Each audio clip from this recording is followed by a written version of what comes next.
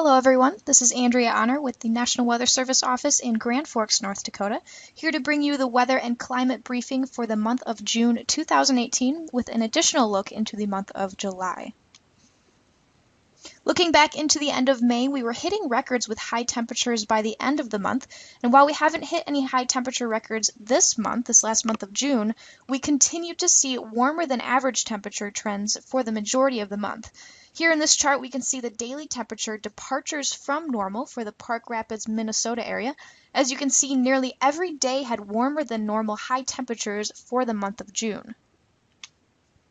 Similar to the previous image, this graph here shows the daily temperature ranges for the Park Rapids, Minnesota area, where the red line is the normal high temperature, the blue line is the normal low temperature, and the individual bars in between show the daily temperature ranges. The highest temperature observed for this area reached up to 87 degrees on the 27th and 28th of June, while the lowest temperatures of 45 degrees was recorded on the 4th and 7th of June.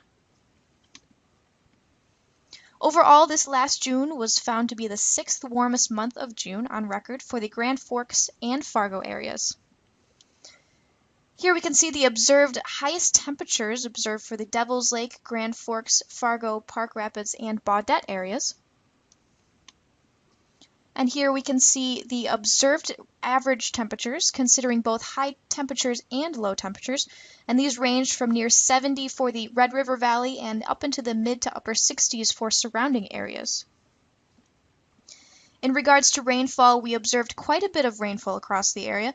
In particular, Grand Forks and Park Rapids had the most rainfall, up to 6.18 for the Grand Forks area, which is about 2.44 inches above normal, while the Park Rapids area observed up to 6.71 inches, which is nearly 2.51 inches above normal.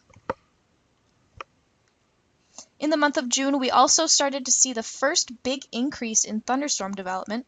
During the month, we had 3 main severe weather events. The first main one occurred on June 8th, then on June 14th, and the last main event occurring on June 28th and 29th. In total, there were 72 severe thunderstorm warnings, 16 tornado warnings, and 2 flash flood warnings for the month of June. And here we can see the warnings that were issued on the 8th of June. Here the yellow boxes were severe thunderstorm warnings and the red boxes were tornado warnings. Several damage surveys were conducted which documented several short-track EF0 and EF1 tornadoes. However, the wind damage reports that day received more media coverage. As you can see in the image, 2 semi-trucks were blown over on southbound lane of Interstate 29, just north of Reynolds, North Dakota. This event backed up traffic along Interstate 29 for miles.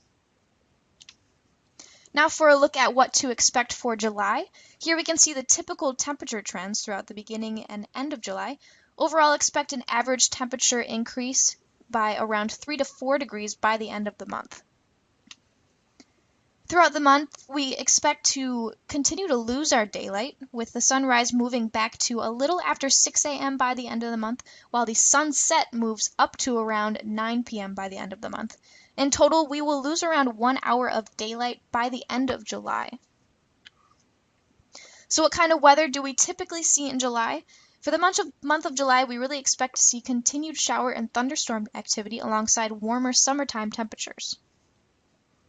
As far as the monthly temperature outlook, the Climate Prediction Center predicts the eastern North Dakota and northwestern Minnesota area to have a 30 to 40% chance of seeing above average temperatures for the month of July.